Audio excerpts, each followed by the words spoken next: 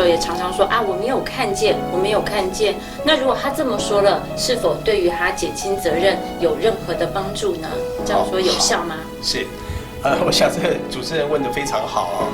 那我们一般这个民众在这个车祸发生，如果我们在警方制作笔录的时候，那么常常会为了帮自己辩护，然后他就想说我没看见呐，才会发生这个车祸。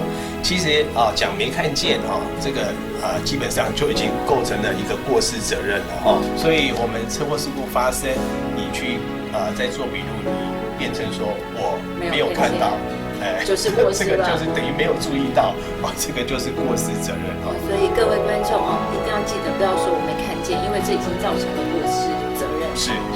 那我。